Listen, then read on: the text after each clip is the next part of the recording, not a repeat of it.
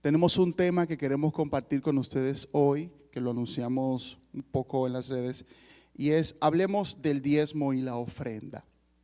Hablemos del diezmo y la ofrenda. Quiero preguntar, solo a modo de pregunta, van a levantar la mano, ¿quién aquí ha diezmado por lo menos una vez? Levante la mano, por lo menos una vez, ¿quién ha diezmado? Ok, todos o casi todos, la mayoría somos de la casa.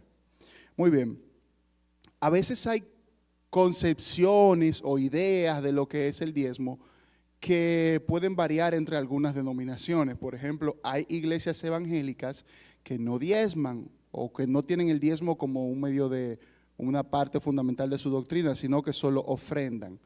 Hay otras denominaciones o sectas que también piensan lo mismo.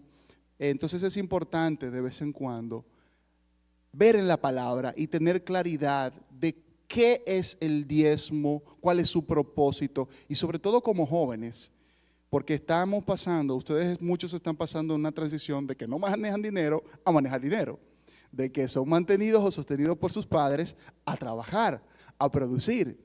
Y en la vida como cristianos hay principios de prosperidad financiera, de cómo Dios nos bendice. Escuchamos el testimonio de Benjamín hace un momento, luego escucharemos otro testimonio más, de cómo cuando nos comprometemos con el diezmo, Dios nos bendice. Amén. Vamos a tener un micrófono por aquí, le voy a pedir a mi esposa, te lo voy a pasar para que leamos en unos minutos unos versículos bíblicos y luego se lo pases a otro joven. Vamos a hablar primero del diezmo. Cabina, cuando yo levante ese dedito, próxima diapositiva. El diezmo, ¿cómo comienza? ¿Quién fue el primero en diezmar en la Biblia? Alguien que me diga, ¿quién fue el primero en diezmar en la Biblia? Que lo grite. ¿Quién? ¿Y a quién se lo dio? Melquisedec, levanta la mano. Él se llama Melquisedec, por si acaso. Fue bendecido. El primero en diezmar fue Abraham. Y se lo dio al rey Melquisedec, que Melquisedec es un tipo de Cristo. En hebreo nos dice que no tenía una genealogía, pero que así como él era sacerdote de Dios, Jesús es sacerdote según el orden de Melquisedec. El punto es que el rey Melquisedec era una preencarnación de Cristo o un tipo de Cristo. Es una figura muy importante. Génesis 14, 18 al 20, ¿cómo nos dice? Entonces Melquisedec, rey de Salem y sacerdote del Dios Altísimo, sacó pan y vino y le bendijo diciendo: Bendito sea Abraham, del Dios Altísimo, creador de los cielos y de la tierra, y bendito seas el Dios Altísimo, que entregó tus enemigos en tu mano y le dio a Abraham los diezmos de todo. Una pregunta, alguien que se anime a responder. ¿Por qué ustedes creen, especialmente los que conocen la historia, la han leído, por qué ustedes piensan que Abraham le dio los diezmos al rey Melquisedec? ¿Quién se anima? ¿Qué piensan? Lo pueden decir desde ahí, no tienen necesariamente que hablarlo con el micrófono. ¿Qué creen ustedes? ¿Por qué Abraham le daría los diezmos? ¿Cómo fue? Gratitud, muy bien, excelente. ¿Qué más? ¿Algo más? ¿Cómo fue? Honra, gratitud y honra. ¿Algo más? Ok, dijeron gratitud y dijeron honra, muy bien. Y es precisamente eso, porque Abraham regresó de librar una batalla y Dios le dio la victoria.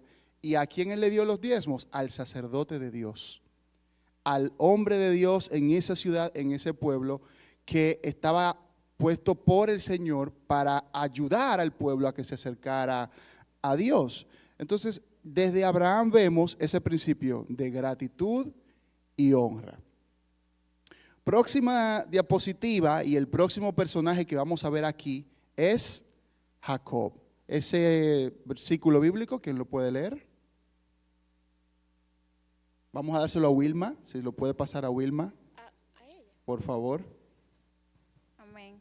Dice, e hizo Jacob voto diciendo, si fuere Dios conmigo y me guardare en este viaje en que voy, y me diere pan para comer y vestido para vestir, y si volviere en paz a casa de mi padre, Jehová será mi Dios. Y esta piedra que he puesto por señal será casa de Dios, y todo lo que me diere, el diezmo apartaré para ti.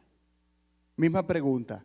¿Qué ven ustedes ahí? ¿Por qué ustedes piensan, entienden que Jacob dio los diezmos o prometió los diezmos al Señor? ¿Qué creen ustedes? ¿Cómo? Honra. Muy bien. ¿Qué más? Un pacto. Excelente. Porque él no lo dio, sino que lo prometió. ¿Qué más? Fidelidad. ¿Algo más? Honra, pacto, fidelidad. Y hay algo interesante en Jacob, que Jacob en ese momento no era un hombre de Dios. Jacob era un tigre, hablando en dominicano, pero un tigre, al punto de que engañó a su papá para conseguir la primogenitura. Jacob no era un hombre temeroso de Dios. Fue por eso que él hizo ese compromiso con Dios y dijo, si Dios realmente existe, es como que él dijera, si Dios existe y si me bendice y me cuida, entonces yo le voy a honrar. Jacob en ese momento no es el mejor ejemplo del diezmo, de por qué diezmar, pero sí nos muestra que él desafió a Dios. Es como que él desafió a Dios y decirle, si tú eres quien tú dices ser y tú cumples lo que has dicho que vas a cumplir en mí, entonces yo voy a hacerte fiel a ti también. Y no está mal eso, porque a veces en la vida cristiana uno tal vez crece en la iglesia, aprende de la palabra, pero llega un momento donde uno hace ese pacto con Dios. Amén. Entonces, en Abraham vimos que principios, honra, vimos también que otro, gratitud, y en Jacob que vimos, pacto, ¿qué más? Fidelidad. Muy bien, vamos muy bien. El tercer ejemplo de diezmo o el tercer aspecto, tercer momento donde se establece el diezmo es con el sacerdocio levítico. Y miren qué interesante es esto. Comienza con Abraham. En los tiempos de Abraham eran los patriarcas, ¿verdad? No había la ley. ¿Cómo la gente era salva en ese tiempo? Por la fe. Abraham fue justificado vamos a repetir esto. Abraham fue justificado por la fe. 1, 2 y 3. Abraham fue justificado por la fe. En la fe, con Abraham, se estableció el diezmo.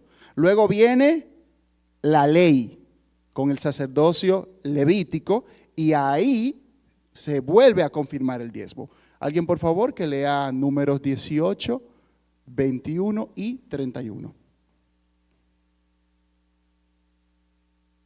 Y si me ayuda alguien con el micrófono para que mi esposita no tenga que caminar tanto. Y he aquí, yo he dado a los hijos de Leví todos los diezmos en Israel por heredad y por su ministerio, por cuanto ellos sirven en el ministerio de tabernáculo de la reunión. Y lo comeréis en cualquier lugar, vosotros y vuestras familias, pues es vuestra remuneración por vuestro ministerio en el tabernáculo de reunión. Les pregunto, ¿cuál es el propósito del diezmo según esa cita? Léanla bien, analícenla bien y respondan. ¿Cuál es el propósito del diezmo según esa cita de Números?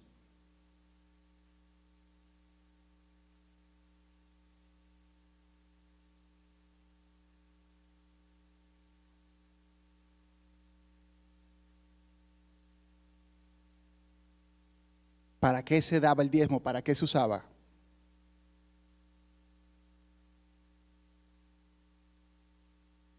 Sustentar el ministerio levítico. ¿Quién más? Ustedes son muy inteligentes, queremos escucharles. Propósito del diezmo según esa cita.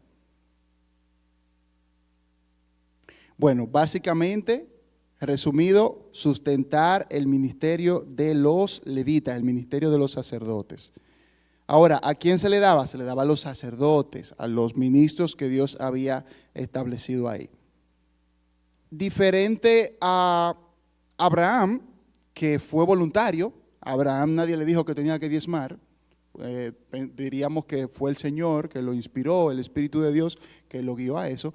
Aquí Dios es que establece que los que trabajan en el ministerio sacerdotal, los que sirven en el altar del Señor, debían ser sustentados con los diezmos. Recuerden que en este tiempo habían algunas equivalentes de moneda, pero no era como el dinero ahora.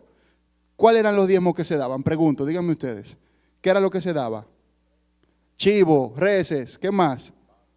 Vaca, fruta, trigo, comida, pan también, es decir, se daba el trigo en este caso, se daba en especie. Y los que podían dar metales preciosos, monedas, lo daban. Pero lo importante es que se daba para sostener el ministerio. Luego del sacerdocio levítico, y vamos a recapitular, tenemos Abraham, Jacob, ambos fueron, ¿verdad?, en el tiempo de la gracia antes de la ley, donde era la justificación por la fe. Viene la ley en el sacerdocio levítico y sigue el diezmo.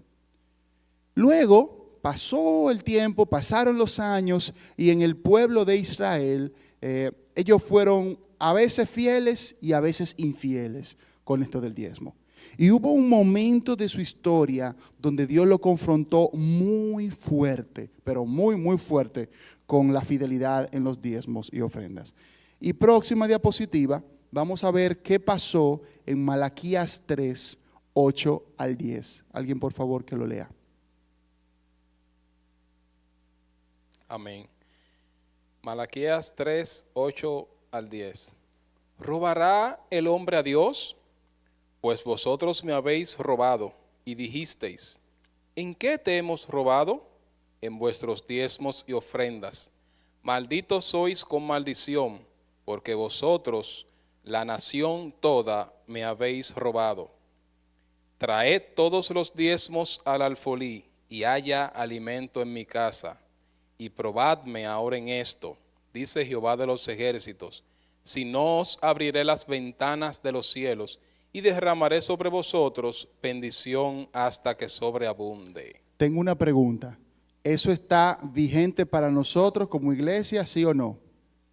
Levante la mano los que piensan que no, los que piensan que no. ¿Y los que piensan que sí? Ok, la mayoría o todos. Pero ¿qué pasa? ¿Será que siempre cumplimos con este principio? Porque Dios está diciendo que la nación les robó. Y ellos preguntan, Señor, pero ¿cómo fue que te robamos? ¿Cómo es posible robarte a ti si todo es tuyo? Lo que pasa es que ustedes han dejado de cumplir con los diezmos y ofrendas que yo establecí. Hay diferentes formas de pecar. Se puede pecar haciendo algo mal, algo que desagrada a Dios, o dejando de hacer algo que Dios quiere. No es lo mismo que yo pecar diciendo una mentira, yo adulterando, fornicando, que pecar dejando de dar mis diezmos y ofrendas. Entonces, pastor, ¿dejar de dar los diezmos y ofrendas según la Biblia es pecado? Sí.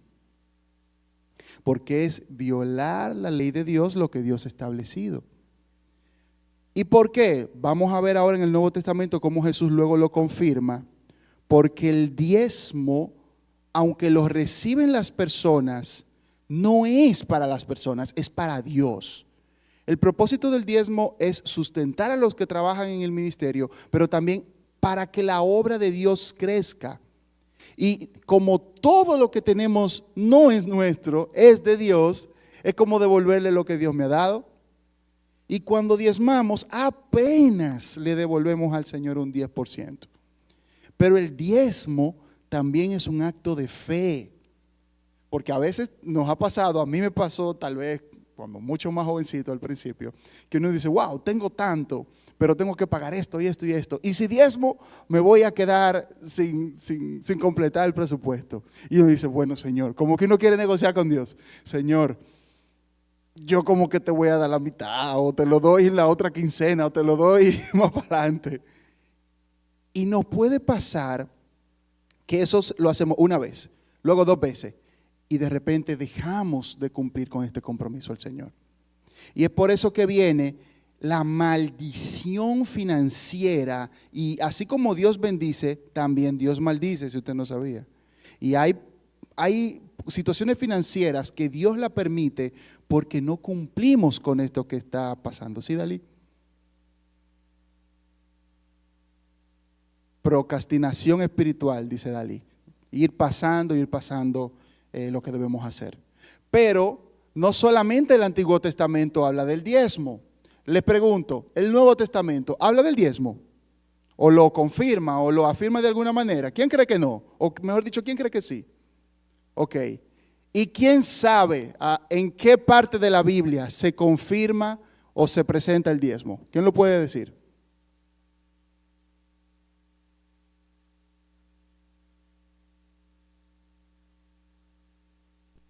Excelente, ya el hermano dio la cita. Próxima diapositiva. Jesús habló del diezmo y se presentó en esta situación. Están los fariseos y Jesús empieza a darle unos cuantos fuetazos bien fuertes y dice Mateo 23:23. Ay de vosotros, escribas y fariseos hipócritas, porque diezmáis de la menta y del eneldo y del comino. Son esas 3 plantas que están ahí, se las puse para que la conozcan. Y dejáis lo más importante de la ley, la justicia, la misericordia y la fe. Esto era necesario hacer sin dejar de hacer aquello. Aquí había un problema diferente. Ellos eran tan fieles con sus diezmos, pero tan fieles que hasta de las especias con las que cocinaban diezmaban esos individuos. O sea, diezmaban de todo. Y querían obedecer a Dios, pero pensaban que solamente porque ya yo di los diezmos, ya yo estoy pago con Dios. Entonces dejaban la misericordia, no amaban a su prójimo, dejaban el juicio y dejaban el amor hacia los demás, la justicia, la misericordia y la fe. Entonces, Jesús, ¿qué dice? Esto era necesario hacer sin dejar de hacer aquello. Les pregunto, cuando Jesús dice esto, era necesario hacer esto, ¿de qué está hablando? No, está hablando está hablando del diezmo sin dejar de hacer aquello. ¿Aquello qué es? De lo primero que habló. Lo primero que él habló es el diezmo. Es necesario que amemos al prójimo, que tengamos fe y hagamos justicia, pero sin dejar de diezmar. Entonces hay algunas iglesias y algunas interpretaciones teológicas que dicen, porque en la Biblia no se presenta de manera como en el Antiguo Testamento el diezmo tan amplio, ya no es necesario diezmar y solo hay que ofrendar. Eso no es correcto bíblicamente, porque Jesús validó el diezmo, pero no solo lo dejó con que diezmemos, profundizó el significado del diezmo. Entonces, cuando damos diezmos u ofrendas, hay que hacerlo con el corazón sincero, con un corazón de generosidad, sabiendo que damos para el sustento de la obra de Dios. Amén. ¿Alguna pregunta hasta aquí? De lo que hemos visto hasta aquí, ¿alguien tiene alguna duda o inquietud? ¿Sí?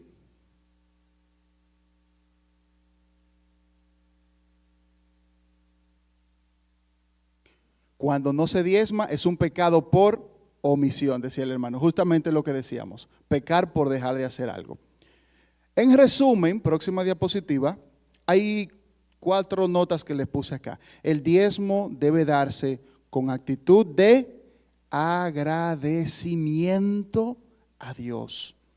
Su propósito es sostener a los ministros de Dios, tal y como se estableció en el libro de Levítico. En ese tiempo era el sacerdocio levítico, ahora somos los ministros de Dios, los pastores, los maestros, los evangelistas que tiene una iglesia, y no solo eso, sino el ministerio de la iglesia, porque hay muchas cosas que hacemos en la iglesia, también se paga aire acondicionado, se pagan servicios, tenemos estos asientos tan cómodos, y todo eso va sustentado con los diezmos y las ofrendas. Y aunque el diezmo, la responsabilidad inicial es sustentar a los ministros, en la actualidad también se usa para sostener el ministerio. también es el principio bíblico fundamental para ser prosperado económicamente. ¿Usted quiere ¿Quién aquí quiere tener mucho dinero? Levánteme la mano, haga sinceridad. Yo voy a levantar las dos.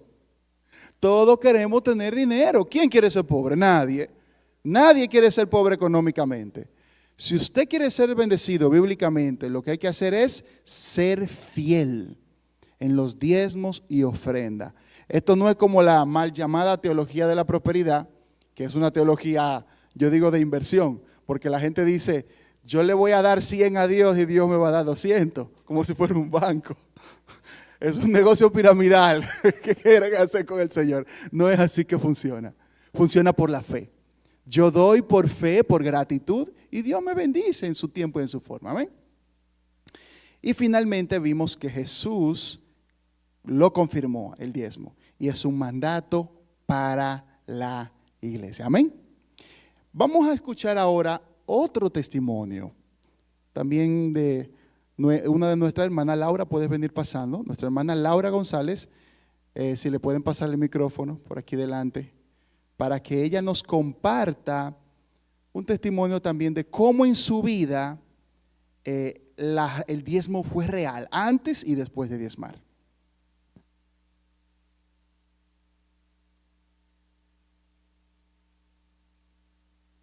Hola, buenas noches. Tengo aquí mi chivito para no extenderme. La verdad que el tema de las finanzas es un tema delicado, un tema privado. A nadie le gusta decir cuando esté mala, ya eso es verdad, nadie quiere que se sepa.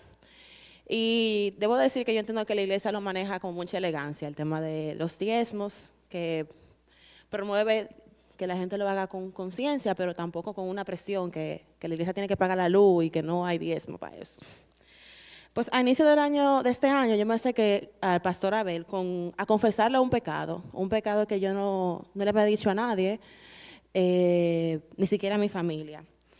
Pues, y ya estaba hasta afectando mi salud. Pues desde muy joven yo había empezado a trabajar desde los 18 años y me había semi-independizado de mi familia. Dígase, yo seguía viviendo en su casa, pero aportaba para la luz, la comida, pagaba mi universidad, mi maestría.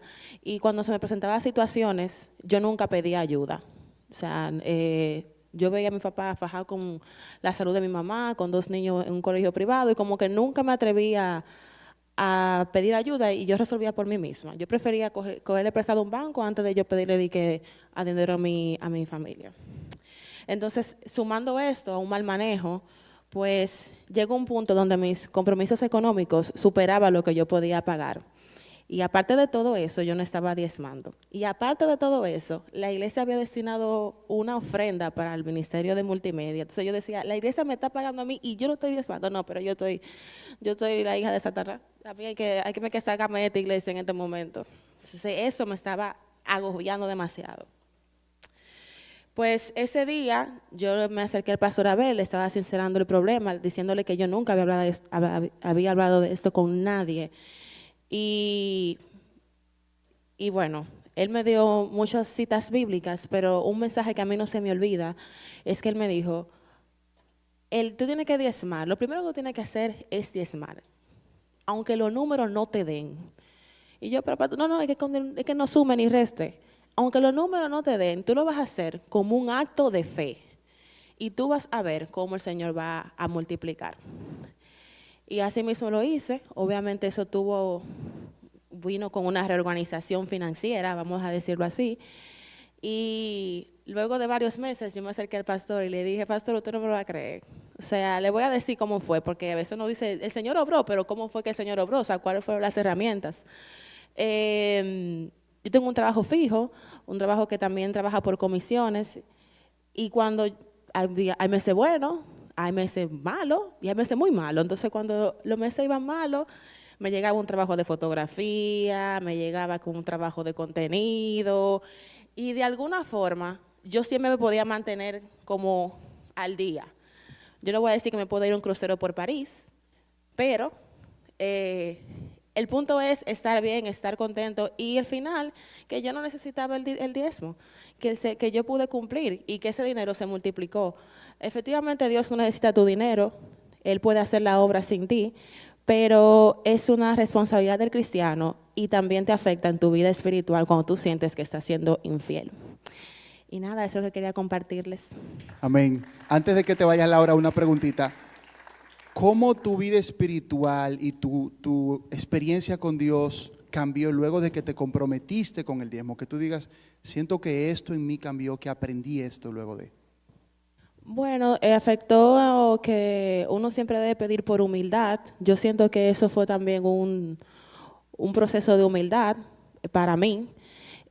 Cuando tú entiendes que le estás siendo infiel a Dios, tú comienzas a serle infiel en otras cosas, porque tú dices, ya yo estoy mal en esto, ¿para qué yo puedo estar mal en lo otro? Entonces, fue un trabajo de fe también y de orar mucho más, porque definitivamente, es muy lindo decirlo aquí, pero cuando tú tienes un compromiso y tú no lo puedes hacer, eso te quita el sueño y tú te tienes que aferrar más al Señor. Amén. Gracias. Puedes. Saben, el poder del diezmo es real. Hay un poder enorme en serle fiel a Dios. Y como decía Laura, no es que Dios necesite tu dinero o mi dinero. Y le voy a decir más, en cierta manera ni la iglesia lo necesita, porque la iglesia depende de Dios. Y si yo no diezmo y si usted no diezma, por otro lado Dios lo provee. Eso es seguro. Ahora, quien necesita ser fiel en el diezmo, estar comprometido con Dios, ¿sabe quién es? Yo mismo, tú mismo. Somos nosotros que tenemos que aprender a ser obedientes. Diezmamos, ¿por qué? Porque Dios lo dijo, porque está en su palabra, porque Él estableció el cómo. No es un 5, no es un 7, Él quiso que fuera un 10. Él podía haber dicho un 5 o un 20, pero Él dijo que fuera 10. Y le quiero comentar también una experiencia que yo tuve con el diezmo. Cuando yo tenía más o menos 19 años, yo estaba en ese momento estudiando en el seminario bíblico. En este caso fue con la ofrenda, fue con una ofrenda que yo había dispuesto en mi corazón ofrendar para la obra misionera, unos misioneros que estaban en el sur de Asia. Yo, siendo estudiante del seminario bíblico, que no estaba ganando dinero, yo dije, todos los meses voy a dar 500 pesos para apoyar esos misioneros que estaban en la India en ese momento. Y una vez estoy en una encrucijada, los últimos 500 pesos que tenía en la cartera, imagínense ustedes, los últimos que tenía en ese momento, iban a pasar un par de días, tenía que resolver algunas cosas, comprar algo, y yo me puse en oración, Señor, lo voy a dar y lo voy a dar en fe. Me voy a quedar sin nada, pero lo voy a dar. Yo di mi ofrenda, en este caso, por obediencia, por compromiso con Dios. Y luego que fui, lo entregué, fui y me arrodillé, Señor, mira, entregué con fidelidad y con obediencia lo que tú me dijiste que diera. No pasaron ni 15 minutos. Llegó un pastor, amigo de mi familia, que tenía como 5 años que no nos veía. Oh, tú estás estudiando aquí en el seminario. Ay, qué bueno, era un líder en ese momento. Tenga una ofrendita. La ofrendita, ¿sabe cuánto fue? 5,000 pesos. Por 10 Dios multiplicó lo que yo di. Yo me quedé como, Señor, ¿y qué fue lo que te pasó? Pero te pasaste. Sí, porque fue como tan real y tan evidente el hecho de que tú, cuando eres fiel y obedeces a Dios, Dios busca la manera de bendecirte. Entonces somos nosotros que necesitamos ser fieles para también experimentar la bendición de Dios. Y les quiero hablar un poquito de algunas cosas que hemos observado como pastor, y el cuerpo pastoral lo hemos observado de parte de los jóvenes puntualmente, pero de algunos miembros en general en la iglesia. Y es que muchos de los miembros diezman de forma anónima. Es decir, dan su diezmo y su ofrenda, pero especialmente el diezmo, y no ponen su nombre o en el sobrecito o en la transferencia bancaria si lo hagan así. Dios recibe el diezmo, Dios te va a bendecir por ese diezmo y esa fidelidad, por supuesto, pero es importante que cada uno de nosotros, cada uno de ustedes, cuando entregue sus diezmos en la iglesia, ponga su nombre y diga que es un diezmo. ¿Por qué? Le voy a decir una información que tal vez muchos no sabían o que no lo recordaban. La iglesia lleva un récord, un histórico, de todos los diezmos que da cada persona siempre. El departamento de finanzas, tesorería, lleva ese control. Y si usted en un momento necesita el historial de diezmo de lo que tú has dado a la iglesia, lo puedes sencillamente solicitar a tesorería. Pero cuando tenemos que elegir a alguien para un puesto, viene una elección del Ministerio Juvenil y hay que buscar candidato, una de las cosas que evaluamos es si diezma. Y si tú diezmas de manera anónima, ¿vas a aparecer como que diezmas en los registros de la iglesia? No. Y si un día el pastor Abel necesita o la directiva necesita un equipo de trabajo para alguna responsabilidad, va a buscar jóvenes fieles. Y una de las cosas que vamos a evaluar es que sean fieles en sus diezmos. Y si tú no pones tu nombre cuando haces la transferencia y no mandas tu comprobante o le pones el nombre en el sobre, no podemos saber que tú eres fiel.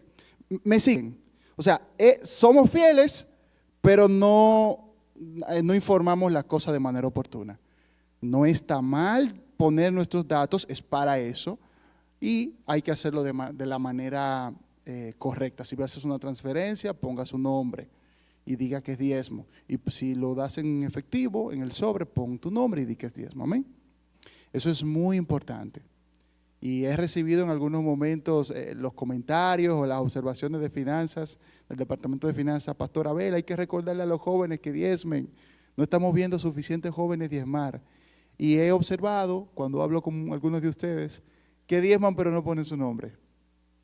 Entonces es importante. Así que nos comprometemos a partir de hoy a siempre poner nuestro nombre, ¿verdad que sí? ¿Podemos dar un aplauso al Señor por eso? Amén. Ya vimos el diezmo. Brevemente vamos a ver la ofrenda. La ofrenda es un poquito más conciso porque es algo que se repite tanto en el Antiguo como en el Nuevo. Próxima diapositiva, por favor. En el Antiguo Testamento vemos en Levítico capítulo 1, versículo 3, la siguiente, que se establece la entrega de las ofrendas. Por favor, ¿quién lo puede leer? Amén. Si su ofrenda fuere holocausto vacuno, macho sin defecto lo ofrecerá. De su voluntad lo ofrecerá a la puerta del tabernáculo de reunión delante de Jehová.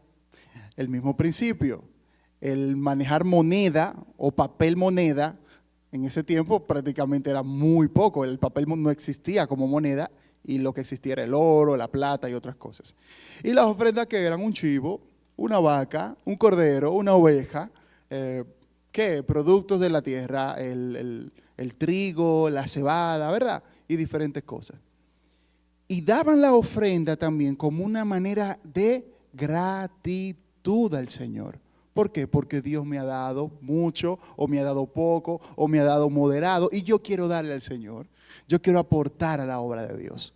Entonces las ofrendas también las recibían los sacerdotes que estaban a cargo del tabernáculo, y la usaban ¿para qué? Para sostener el ministerio. Si había que mandar a reparar algo, una de las cortinas que cubrían, se hacía con la ofrenda que daban los miembros de la tribu de Israel. Y lo mismo hacemos nosotros.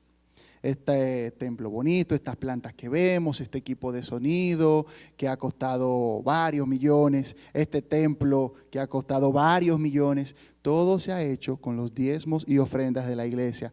Y tengo para decirles que esta es una iglesia muy, pero extremadamente fiel y una iglesia comprometida. Y por eso decía la joven Laura que no solemos estar hablando mucho de diezmo y ofrenda porque generalmente la iglesia responde con fidelidad, pero es importante que ustedes como la generación de relevo de la iglesia crezcan y se comprometan con esto, porque ustedes son los futuros diáconos, ustedes son los futuros líderes de ministerio, ustedes son los futuros pastores, puede ser en otros lugares donde Dios los lleve. Y si crecen con ese compromiso, Dios va a obrar a través de ustedes de manera especial. Pastor, también me hace recordar y que vale destacar que, por ejemplo, el diezmo, para aquel tiempo obviamente existía lo que era la negociación por trueques, pero hoy en día obviamente es 100% en capital económico. Ahora, con las ofrendas, dentro de la experiencia misionera en distintas actividades, no específicamente debe ser siempre dinero. Usted puede ofrendar incluso cuando hemos hecho viajes misioneros con fundas de comida, con ropa que usted tenga, con juguetes para muchos niños que a veces vamos a comunidades que no tienen ese alcance. Y ahora, por ejemplo, en enero que tenemos la visita al orfanato, ir pensando si usted tiene hermanitos que tengan calzados en buen estado, esa es una manera también correcta de ofrendar. Exacto, en especie, como se hacía en el tiempo del tabernáculo. Próxima diapositiva, por favor. Pero no solamente en el pueblo de Israel se estableció la ofrenda, sino que la iglesia también se sostenía de manera fundamental, de manera constante con las ofrendas. Hechos 4, 32 al 35. Amén. Y la multitud de los que había creído era de un corazón y un alma, y ninguno decía ser suyo propio nada de lo que poseía, sino que tenían todas las cosas en común. Y con gran poder los apóstoles daban testimonios de la resurrección del Señor Jesús, y abundante gracia era sobre todos ellos. Así que no había entre ellos ningún necesitado, porque todos los que poseían heredades o casas las vendían, y traían el precio de lo vendido, y lo ponían a los pies de los apóstoles, y se repartían a cada uno según su necesidad. Miren qué interesante. Fue como un mover del Espíritu Santo que puso eso en el corazón de la iglesia, de que vendieran sus propiedades y aportaran para el sostenimiento de los demás miembros. Eso no significa que ahora hay que hacerlo. No significa que si yo tengo una casa, un carro, la tengo que vender y la voy a ofrendar a la iglesia. Algunas sectas cristianas hacen eso. Los mal llamados o la mal llamada teología de la prosperidad quieren decir que porque la iglesia hacía eso, ahora hay que hacer eso. Eso no es así. El punto es el principio. El principio es dar y aportar para el sostenimiento de la iglesia, y cuando hablamos de la iglesia somos todos, y de las personas más necesitadas. Entonces, si yo veo que mi hermano tiene una necesidad, pues entonces yo doy a mi hermano y aporto.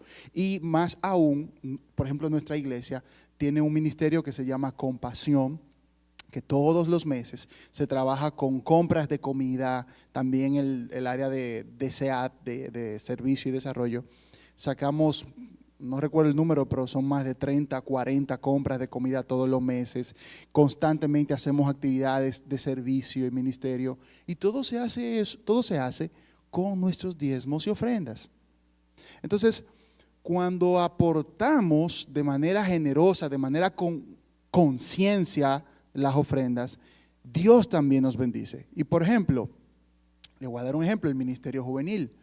Nosotros como ministerio juvenil, las actividades, si invitamos a un predicador, si vamos a hacer algo en un campamento, se sostiene todo con las ofrendas que damos nosotros los jóvenes. La iglesia nos saca generalmente un presupuesto aparte para los jóvenes porque tenemos nuestro culto. Y cuando vengamos a la iglesia, cuando vengamos al culto, que sea el tiempo de ofrendar, no debe ser, ay, déjame meter la mano y encontré 10 pesos, 5 pesos de moneda, ahí lo voy a ofrendar.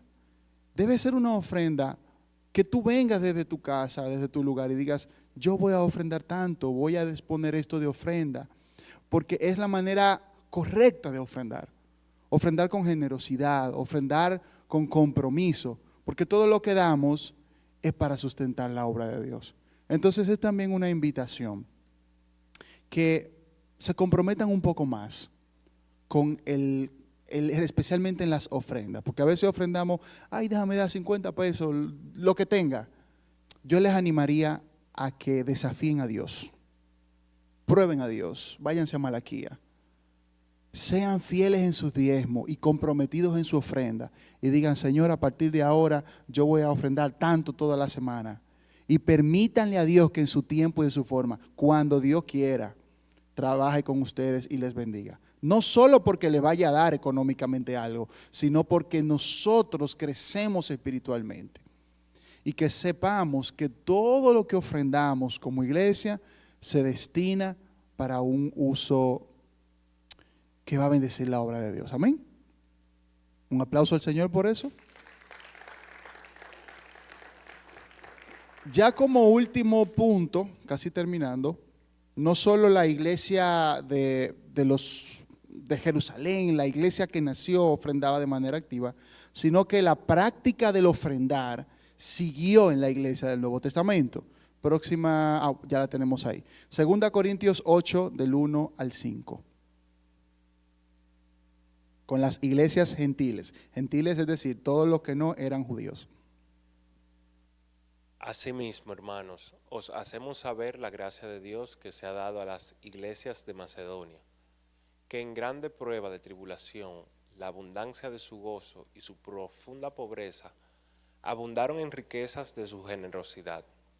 Pues doy testimonio de que con agrado han dado conforme a sus fuerzas y aún más allá de sus fuerzas, pidiéndonos con muchos ruegos que les concediésemos el privilegio de participar en este servicio para los santos, y no como lo esperábamos, sino que a sí mismos se dieron primeramente al Señor y luego a nosotros por la voluntad de Dios. Miren qué interesante lo que dice Pablo. La iglesia de Macedonia, en su profunda pobreza, o sea, ellos eran pobres, ellos no eran ricos como los de Corintios. Ellos eran pobres y aún así abundaron en riqueza de generosidad y dijeron, para nosotros es un privilegio ofrendar, porque lo que pasaba es que la iglesia de Jerusalén hubo un momento que tuvo mucha pobreza, se quedaron sin recursos la iglesia, y las iglesias de los otros pueblos, de las otras ciudades, le mandaban apoyo económico con Pablo y Bernabé, ¿verdad? Y ellos, a pesar de que tenían tan poco, dijeron, vamos a ofrendar, vamos a apoyar a nuestros hermanos. Y ese es el centro. Es un privilegio participar de la obra de Dios. Y por eso le puedo decir con mi experiencia, con mi testimonio, como pastores, los pastores tenemos que diezmar también, por supuesto. Diezmamos una parte al concilio de las asambleas de Dios, que es nuestra institución madre, y en este caso a esta iglesia también. Pero en mi vida, jóvenes, yo le puedo decir que he visto la fidelidad de Dios. He visto cómo Dios abre la puerta como ustedes no se imaginan. Tal vez el presupuesto no me cuadra, tal vez no sé de dónde van a salir los recursos, pero Dios lo hace. Así que en resumen, próxima diapositiva, las ofrendas fueron establecidas desde el Antiguo Testamento. Se deben dar de manera libre y voluntaria. Aquí no hay un mínimo, no hay un máximo, como tú puedas y quieras y decidas hacerlo. Y su propósito es ayudar a los necesitados y sostener la obra de Dios. Entonces, el propósito de esta enseñanza, predicación, es que evaluémonos. Vamos a evaluarnos y pensemos, ¿estoy cumpliendo con el principio del diezmo como dice la Biblia? ¿Estoy siendo fiel? Y una nota que no quería dejar de decirles. Algunas personas diezman, por ejemplo, reciben su salario, le descuentan TCS, AFP, todo lo que se descuentan, los impuestos, pagan la luz, la universidad, y después de lo que le quedan es que quieren diezmar. No es así que se diezma.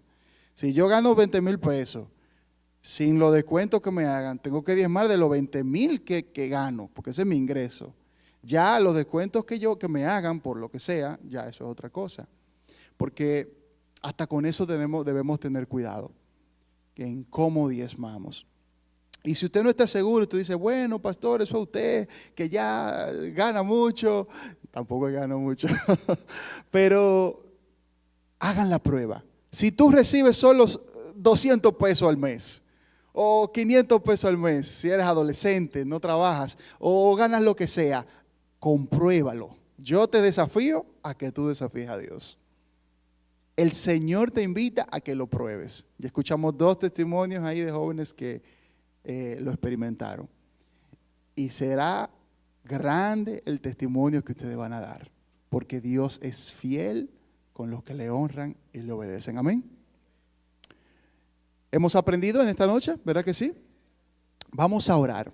Así sentados vamos a hacer una oración, a pedirle al Señor que esto que hoy hemos aprendido nos lleve a ponerlos en práctica, que Él nos ayude a ponerlo en práctica. Señor Jesús, gracias. Gracias porque podemos ofrendar para ti, podemos diezmar para ti, pero gracias sobre todo porque tú nos enseñas.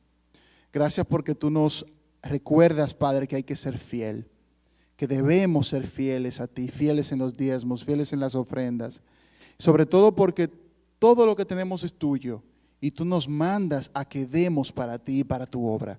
Yo te alabo, Jesús, y te bendigo por esto. Y te pido que cada joven aquí pueda asumir el compromiso del diezmo, pueda comprometerse en fidelidad a ti y dar para ti como tú lo mandas en tu palabra, pero también ofrendar con generosidad. Que podamos ofrendar con una conciencia clara de que es para tu obra, es para sustentar el ministerio, es para sustentar lo que tú quieres hacer. Gracias, Jesús, porque esta es una iglesia fiel, somos una iglesia que te honra, Jesús, pero siempre hay espacio de mejora. Y yo te pido que los jóvenes de Templo del Calvario sean jóvenes que se caractericen por ser fieles, por ser comprometidos con sus diezmos y ofrendas, que seamos un ejemplo en la iglesia y un ejemplo a otras personas también. Y que podamos disfrutar, Señor, las bendiciones materiales que tiene para cada uno, producto de la fidelidad. Yo te pido, Espíritu Santo, que si hay cualquier inquietud o duda sobre esto, tú traigas convicción, traigas certeza de lo que ya dices en tu palabra. En el dulce nombre de Jesús. Amén y amén. Así que